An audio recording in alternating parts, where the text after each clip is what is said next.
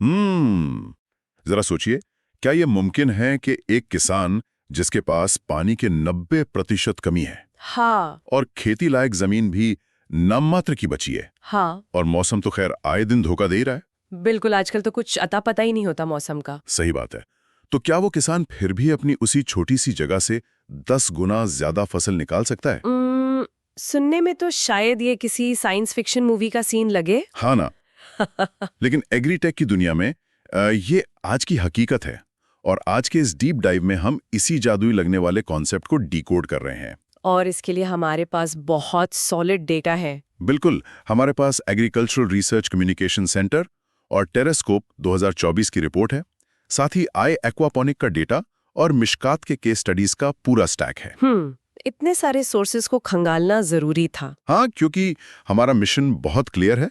भारत के किसानों और एग्री एंटरप्रेन्योर्स को ये समझाना है कि मिट्टी रहित खेती यानी सॉइललेस फार्मिंग के जो दो सबसे बड़े दावेदार हैं, हाइड्रोपोनिक्स और एक्वापोनिक्स। एग्जैक्टली। तो असल में किसी को इनमें से किसे चुनना चाहिए, ये समझना बहुत जरूरी है। देखिए, ये डिसीजन लेना कोई आसान काम नहीं है।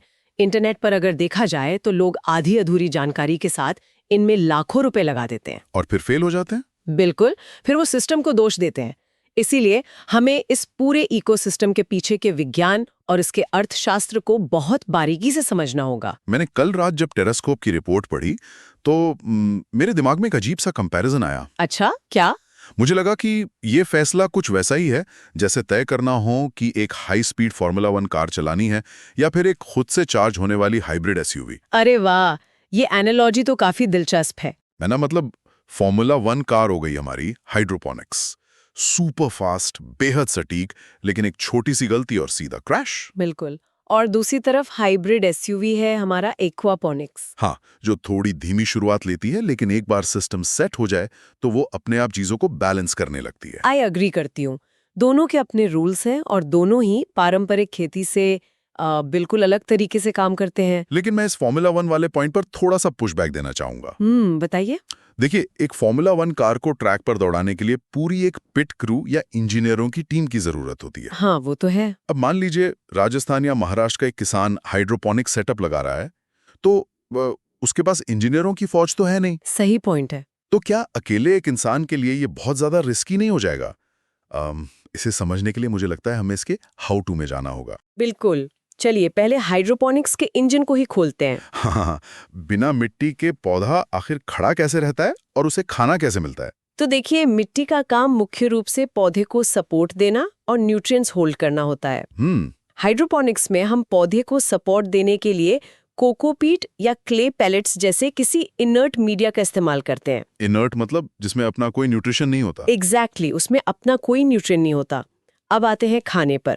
जमीन में क्या होता है, पौधे की जड़ें मिट्टी में नाइट्रोजन, फास्फोरस और पोटेशियम को ढूंढने के लिए लगातार फैलती रहती हैं। हाँ, जड़ें गहरी होती जाती हैं। और इस सर्च ऑपरेशन में पौधे की अपनी बहुत सारी एनर्जी खर्च हो जाती है।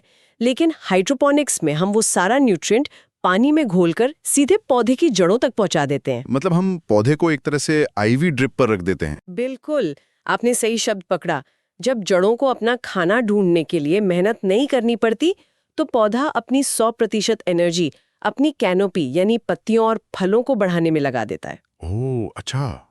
यही वो मैकेनिज्म है जिसकी वजह से हाइड्रोपोनिक्स में ग्रोथ 25 से 50% तक तेज होती है। वेट, अगर एक पौधा अपनी सारी एनर्जी सिर्फ कैनोपी ग्रो करने में लगा रहा है तो ये तो अच्छी बात है। हाँ, लेकिन अगर हम पानी में सीधे मिनरल सॉल्ट्स और केमिकल्स मिला रहे हैं तो क्या ये पूरी तरह से आर्टिफिशियल नहीं हो गया? लोग अक्सर ऐसा ही सोचते हैं। मतलब आज मार्केट में लोग ऑर्गेनिक और नेचुरल चीजें मांग रहे हैं और हम यहाँ लैब में बने केमिकल्स पानी में घोल रहे हैं। देखिए, ये एक बहुत ही आम गलतफहमी है जो लोगों को होती है। मैं आपको समझाती हूँ। हाँ प्लीज। मॉलिक्यूलर लेवल पर पौधे ये फर्क नहीं कर सकते कि उन्हें नाइट्रोजन किसी गाय के गोबर से मिल रहा है या फिर किसी लैब में बने मिनरल सॉल्ट से। अच्छा, मतलब उनके लिए दोनों सेम है। सी शुद्ध फॉर्म में होते हैं जिसे पौधा तुरंत एब्जॉर्ब कर सके। ओके। इसमें कुछ भी टॉक्सिक नहीं है, बस ये एक बहुत ही प्रिसिजन वाली न्यूट्रिएंट इंजीनियरिंग है। हाँ, समझ गया। तो हाइड्रोपोनिक्स हो गई हमारी न्यूट्रिएंट इंजीनियरिंग। हर चीज ग्राम और मिलीलीटर में नाप कर दी जा रही है। हाँ, सब कुछ एकदम नपातुला। लेकिन जब हम एक्वापोनिक्स की तरफ मुड़ते हैं, हमारी वो हाइब्रिड एसयूवी, तो वहां कहानी अचानक बहुत कॉम्प्लेक्स हो जाती है। वो तो है। आई एक्वापोनिक के डेटा के मुताबिक वहां हम सिर्फ पानी और सॉल्ट्स को डील नहीं कर रहे हैं, बल्कि मछलियों को भी कर रहे हैं। सही कहा। तो ये पौधे और मछलियां एक ही लूप में कैसे काम कर रहे हैं? एक्वापॉनिक्स असल में बायोमिमिक्री का एक शानदार उदाहरण है। मतलब हम प्रकृति के एक पूरे इकोसिस्टम को एक ग्रीन हाउस के अंदर रिक्रिएट कर रहे हैं। वाओ, सुनने में तो बहुत बड़ा लगता है। होता क्या है कि एक बड़े टैंक में मछलियां पाली जाती हैं और सिर्फ उन मछलियों को हाई प्रोटीन फीड खिलाया जाता है। अब मछलियां मल त्याग करेंगी और उनके वेस्ट में बहुत ज्यादा मात्रा में अमोनिया होता है। एक सेकंड, अमोनिया तो मछलियों के लिए ही जहरीला होता है ना? बिल्कुल, बहुत जहरीला होता है। तो अगर वो टैंक में बढ़ता गया तो मछलियां खुद अपने ही वेस्ट में मर नहीं जाएंगी? और यहीं पे इस पूरी तकनीक का सबसे अहम खिलाड़ी एंट्री लेता है, नाइट्रीफाइंग बैक्टीरिया। अच्छा, बैक्टीरिया का रोल है यहाँ? हाँ, एक्वापॉनिक्स सिर्फ मछली और पौधों का सिस्टम नहीं है, ये असल में इन बैक्टीरिया को पालने का सिस्टम है। मतलब हम असल में बैक्टीरिया की खेती कर रहे हैं? एक तरह से हाँ। टैंक के पानी को एक बायोफिल्टर से गुजारा जाता है जिसमें ये फायदेमंद बैक्टीरिया रहते हैं। ओके। ये बैक्टीरिया उस जहरीले अमोनिया को पहले नाइट्राइट में तोड़ते हैं और फिर एक दूसरे प्रकार के बैक्टीरिया उसे नाइट्रेट में बदल देते हैं। और ये नाइट्रेट पौधों के लिए परफेक्ट फर्टिलाइजर बन जाता है। एग्जैक्टली। मतलब मछलियों का कचरा पौधों का खाना बन गया। सही पकड़े। पौधे उस नाइट्रेट से भरे पानी को सोखते हैं और इस प्रोसेस में पानी छनकर एकदम साफ हो जाता है। अरे वाह। और वही साफ पानी वापस मछलियों के टैंक में चला जाता है। ये एक जीरो वेस्ट बायोलॉजिकल लूप है। इसमें अलग से कोई केमिकल फर्टिलाइजर डालने की जरूरत ही नहीं है। यार, ये सुनकर तो लगता है कि एक्वापोनिक्स ही अल्टीमेट सोल्यूशन है। लगता तो है। मतलब एक तरफ मछलियां बेची, दूसरी तरफ सब्जी बेची, डबल इनकम। थ्योरी में ये बहुत आकर्षक लगता है। लेकिन मुझे टेरास्कोप रिपोर्ट का कॉस्ट वाला सेक्शन याद आ रहा है। ये जो पूरा बायोलॉजिकल लूप हम बना रहे हैं, जिसमें बड़े टैंक, बायोफिल्टर और इतनी सारी प्लम्बिंग है, ये सब सेटअप करने में खर्चा तो बहुत आता होगा। अगर हम 1000 स्क्वायर फीट के एक बेसिक कमर्शियल सेटअप की बात करें तो कैपेक्स यानी कैपिटल एक्सपेंडिचर क्या कहता है? खर्चे का अंतर काफी बड़ा है। 1000 स्क्वायर फीट के बेसिक कमर्शियल हाइड्रोपोनिक सेटअप में लगभग 10 से 15 लाख रुपए का कैपेक्स लग सकता है। 10 से 15 लाख? हाँ, इसमें grow pipes, nutrient dosing system और पंप वगैरह शामिल है। और एक्वापोनिक्स में? अगर उतनी ही एरिया में एक्वापोनिक्स लगाना है तो कम से कम 25 से 50% ज्यादा खर्च करना पड़ेगा। 25 से 50% ज्यादा? अब तो 15 लाख का 20-22 लाख हो गया। बिल्कुल। ये एक्स्ट्रा पैसा जा कहाँ रहा है? पाइप तो पीवीसी के ही होते हैं दोनों में। एक्स्ट्रा पैसा जा रहा है उस बायोलॉजिकल इकोसिस्टम को स्टेबल रखने वाले इक्विपमेंट्स में। मछलियों के लिए भारी भरकम फाइबर ग्लास या कंक्रीट के टैंक चाहिए होते हैं।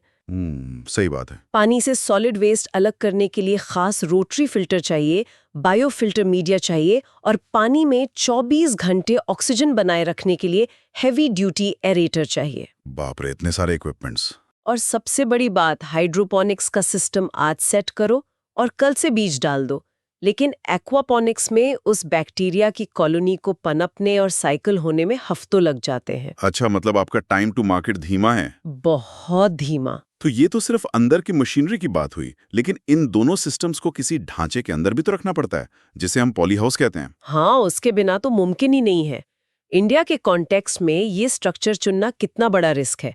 मैंने देखा है लोग यूट्यूब देखकर राजस्थान में ऐसे पॉली हाउस बना लेते हैं जो यूरोप के मौसम के हिसाब से डिजाइन किए गए होते हैं। ये सबसे बड़ी गलती है जो नए एग्री एंटरप्रेन्योर्स करते हैं। तो सही तरीका क्या है? भारत में मुख्य रूप से 2 तरह के स्ट्रक्चर काम करते हैं। पहला है नेचुरली वेंटिलेटेड पॉली हाउस या एनवीपीएच। एनवीपीएच, ओके। ये जालीदार होता है। इसमें प्राकृतिक हवा क्रॉस वेंटिलेशन के जरिए अंदर का तापमान कंट्रोल करती है। और इसका खर्च कितना आता है? इसका खर्च लगभग 800 से 950 रुपए प्रति स्क्वायर मीटर आता है। अगर कोई पुणे या बैंगलोर जैसी मध्यम जलवायु में है तो ये बहुत बढ़िया है। लेकिन अगर कोई किल्ली या गुजरात में है जहां गर्मियों में तापमान 45 डिग्री क्रॉस कर जाता है, वहां तो एनवीपीएच एक ओवन बन जाएगा। बिल्कुल उबल जाएगा सब कुछ। ऐसे गर्म इलाकों के लिए फैन एंड पैड सिस्टम जरूरी हो जाता है। वो कूलिंग पैड्स वाला? हाँ, इसमें पॉली हाउस के एक तरफ पानी से भीगे हुए बड़े कूलिंग पैड्स होते हैं और दूसरी तरफ विशाल एग्जॉस्ट फैन लगे होते हैं जो हवा को खींचकर तापमान कम करते हैं। लेकिन मुझे लगता है यहाँ कॉस्ट सीधा डबल हो जाती होगी। बिल्कुल, करीब 1600 से 2000 रुपए प्रति स्क्वायर मीटर। और रुकिए, सिर्फ बनाने की कॉस्ट डबल नहीं हो रही है। वो जो विशाल पंखे 45 डिग्री की गर्मी में लगातार चलेंगे, उनका बिजली का बिल भी तो आसमान छुएगा। बहुत ज्यादा। मुझे लगता है ओपेक्स यानी ऑपरेटिंग एक्सपेंस ही किसान को मार देगा। यही कैच है। एक commercial fan and pad poly house का महीने का बिजली का बिल 25,000 से 40,000 रुपए तक आ सकता है। हे भगवान। अगर किसी ने गलत क्रॉप चुनी है जिसका बाजार में अच्छा दाम नहीं मिल रहा, तो बस वो सिर्फ बिजली का बिल भरने के लिए खेती कर रहा होगा। बिजली से मुझे इंडिया का एक और बहुत बड़ा रियलिटी चेक याद आया। क्या? Power cut.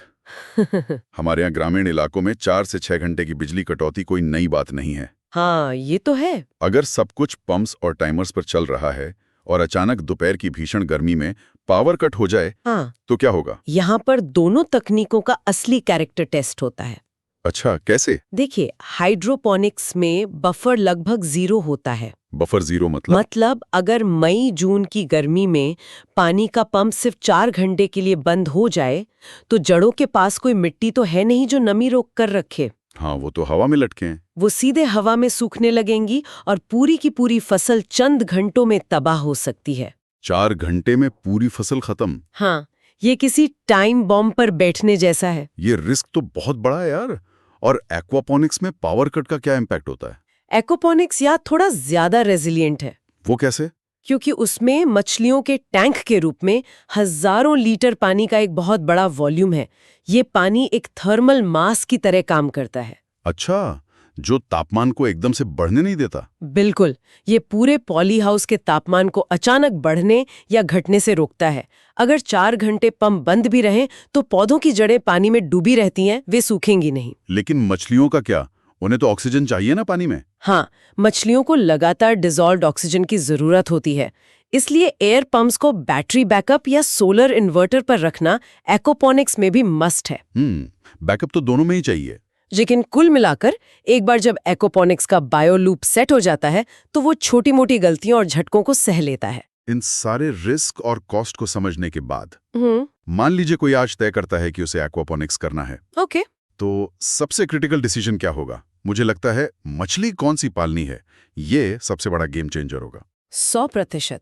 और मछली का चुनाव सीधे तौर पर इस बात पर निर्भर करता है कि उस इलाके के पानी का औसत तापमान क्या है। ओके। अगर कोई दक्षिण भारत, महाराष्ट्र या उड़ीसा के गर्म इलाकों में है, जहां पानी 28 से 32 डिग्री सेल्सियस रहता है, हाँ, तो वहां तिलापिया मछली सबसे बेस्ट है। मैं पढ़ रहा था कि तिलापिया एक्वापोनिक्स की गोट मानी जाती है, मतलब ग्रेटेस्ट ऑफ ऑल टाइम। हाँ, बिल्कुल। ऐसा क्यों है? क्योंकि तिलापिया बहुत टफ और रफ मछली है। ये पानी की खराब क्वालिटी या कम ऑक्सीजन के बावजूद सर्वाइव कर जाती है। अरे वाह। और इसकी ग्रोथ रेट बहुत अच्छी है। रोजाना 1 से 1.5 ग्राम बढ़ती है और बाजार में आराम से 120 से 180 रुपए किलो बिकती है। लेकिन जो लोग उत्तर भारत में हैं, जहां सर्दियों में तापमान 10 डिग्री तक गिर जाता है, वहां तिलापिया तो सर्वाइव नहीं कर पाएगी ना? वहां तिलापिया शॉक में आ जाएगी और खाना छोड़ देगी। तो वहां क्या करें? 15 से 30 डिग्री के तापमान वाले इलाकों के लिए कॉमन कार्प या कोई मछलियां बेहतर है। और अगर कोई हिमाचल या उत्तराखंड जैसे पहाड़ी इलाकों में प्रोजेक्ट लगा रहा है, जहां पानी बर्फ जैसा ठंडा होता है, तो वहां ट्राउट पालनी चाहिए। ट्राउट की मार्केट वैल्यू भी तो काफी प्रीमियम है। बिल्कुल, और ये ठंडे पानी में शानदार परफॉर्म करती है। अब क्रॉप्स पर आते हैं। अगर मैं एक एग्री एंटरप्रेन्योर हूं, तो जाहिर है मैं वो उगाना चाहूंगा जिसमें सबसे ज्यादा मार्जिन हो, जैसे चेरी टमाटो या स्ट्रॉबेरी। हाँ, सभी यही चाहते हैं। लेकिन ARCC के पेपर्स में लिखा था कि एक्वापोनिक्स में फ्रूटिंग क्रॉप्स, मतलब फलदार फसलें उगाना बहुत मुश्किल होता है। हाँ। ऐसा क्यों? अगर मछलियों का वेस्ट इतना ही अच्छा खाद है, तो उसमें टमाटर क्यों नहीं उग सकते?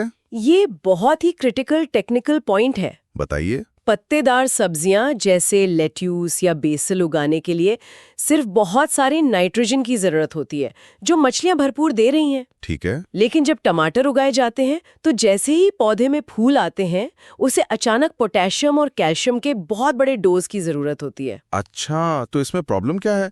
हम बाहर से थोड़ा पोटेशियम पानी में मिला देते हैं, सिंपल। इतना सिंपल नहीं है। अगर एक्वापोनिक्स के पानी में बाहर से एक्स्ट्रा सॉल्ट्स या पोटेशियम डाला गया, तो पानी का पीएच लेवल बिगड़ जाएगा। ओह। जो पीएच लेवल टमाटर के लिए परफेक्ट है, वो हो सकता है मछलियों के लिए टॉक्सिक हो या आपके बायोफिल्टर के बैक्टीरिया को ही मार दे। शिट, ये तो मैंने सोचा ही नहीं। हाँ, आप एक ही पानी में 3 अलग-अलग जीवों, मछली, बैक्टीरिया और पौधे, इन तीनों की जरूरतों को एक साथ ऑप्टिमाइज नहीं कर सकते। वाओ, ये एक बहुत बड़ा आहा मोमेंट है मेरे लिए। बिल्कुल, यही कारण है कि अगर टमाटर या स्ट्रॉबेरी कमर्शियल स्केल पर उगानी है तो हाइड्रोपोनिक्स की प्रिसिजन इंजीनियरिंग ही काम आएगी। मतलब अगर सिर्फ पत्तेदार सब्जियां उगानी है तो एक्वापोनिक्स बढ़िया है, लेकिन फ्रूट्स के लिए हाइड्रोपोनिक्स का कंट्रोल चाहिए। एग्जैक्टली।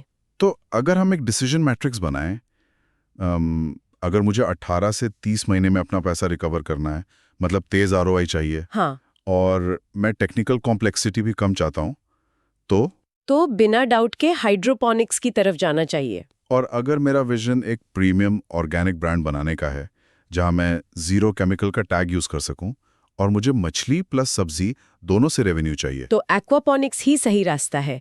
लेकिन याद रहे, इसमें ब्रेक इवन आने में 24 से 42 महीने लग सकते हैं क्योंकि कॉम्प्लेक्सिटी ज्यादा है। इसी बात पर मिशकात कंपनी की एक स्ट्रैटेजी मुझे बहुत प्रैक्टिकल लगी। कौन सी? उन्होंने कहा कि अगर आप नए हैं तो सीधे एक्वापोनिक्स के गहरे पानी में छलांग मत लगाइए।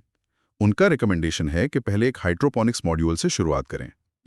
बहुत स्मार्ट अप्रोच है ना? पहले पानी के फ्लो को समझना, पीएच बैलेंस करना और मार्केट में बेचना सीख लें, और जब पौधों के मास्टर बन जाएं तब उसमें मछलियों का टैंक इंटीग्रेट करें।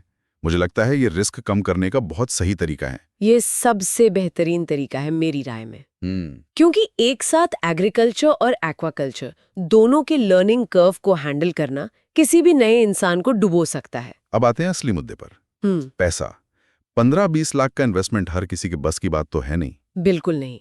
सरकार अक्सर एग्रीटेक को प्रमोट करने के बड़े बड़े विज्ञापन देती है, लेकिन ग्राउंड रियलिटी क्या है? क्या नेशनल हॉर्टिकल्चर बोर्ड और प्रधानमंत्री मत्स्य संपदा योजना से सच में कोई फायदा होता है, या ये सब सिर्फ पेपर्स पर है? नहीं, सब्सिडीज बिल्कुल रियल है और बहुत बड़ा इम्पैक्ट डालती हैं। अच्छा, सच में मिलती हैं? हाँ, नेशनल हॉर्टिकल्चर बोर्ड या NHB हाइड्रोपोनिक्स और पॉलीहाउस प्रोजेक्ट्स पर कुल लागत का 50% तक सब्सिडी देता है। 50%? हाँ, और इसकी अधिकतम सीमा 1 करोड़ रुपए तक है। वाह! वहीं अगर एक्वापोनिक्स कर रहे हैं तो PMMSY के तहत मछलियों के टैंक और रीसर्कुलेटिंग एक्वाकल्चर सिस्टम लगाने पर 40 से 60% तक की ग्रांट मिल सकती है। मतलब महिलाओं के लिए ये सब्सिडी स्लैब अक्सर हायर साइड पर होता है, ऐसा मैंने सुना है। बिल्कुल सही सुना है आपने। 50%? मतलब आधा पैसा सरकार दे रही है। लेकिन मैं जानता हूं कि कोई भी सरकारी पैसा इतनी आसानी से नहीं मिलता। वो तो है। इसके पीछे का कैच या फ्रिक्शन क्या है? कितने चक्कर काटने पड़ते हैं? देखिए, सरकार हवा में पैसा नहीं बांटती। 2 सबसे क्रिटिकल शर्तें हैं जो लोगों को पहले दिन से पता होनी चाहिए। क्या है वो शर्तें? पहली शर्त है जमीन का टाइटल। या तो जमीन अपने नाम पर हो या फिर कम से कम 10 से 12 साल की पक्की लीज होनी चाहिए, जिसे हम रजिस्टर्ड पट्टा कहते हैं। अच्छा, अगर मैं 3 साल के एग्रीमेंट पे जमीन ले रहा हूं तो फाइल तुरंत रिजेक्ट हो जाएगी। ओके। और दूसरी शर्त क्या है? दूसरी और सबसे बड़ी शर्त ये credit linked back ended subsidies होती हैं। इसका आसान भाषा में क्या मतलब हुआ? इसका मतलब है कि किसी बैंक से इस प्रोजेक्ट के लिए टर्म लोन लेना ही होगा। अच्छा। जब बैंक आपकी डिटेल्ड प्रोजेक्ट रिपोर्ट या DPR का मूल्यांकन करके लोन अप्रूव कर देता है, तब सरकार वो सब्सिडी का पैसा सीधा लोन अकाउंट में डालती है, सेविंग अकाउंट में नहीं। तो बेसिकली पहले बैंक को कन्विंस करना होगा कि ये बिजनेस मॉडल वायबल है। हाँ, ये एक तरह का फिल्टर है ताकि सिर्फ सीरियस प्लेयर्स ही मार्केट में आए। बिल्कुल सही समझे आप। चलिए, इस मास्टर क्लास को अब समेटते हैं। जो भी एग्री एंटरप्रेन्योर या किसान इस डीप डाइव को सुन रहे हैं और आज ही एक्शन लेना चाहते हैं, उनके लिए 3 क्लियर स्टेप्स क्या होने चाहिए? पहला स्टेप होगा अपने लक्ष्य और संसाधनों का ऑनेस्ट असेसमेंट करना। ये तय करना कि फास्ट टर्न अराउंड चाहिए या सस्टेनेबल ब्रांडिंग।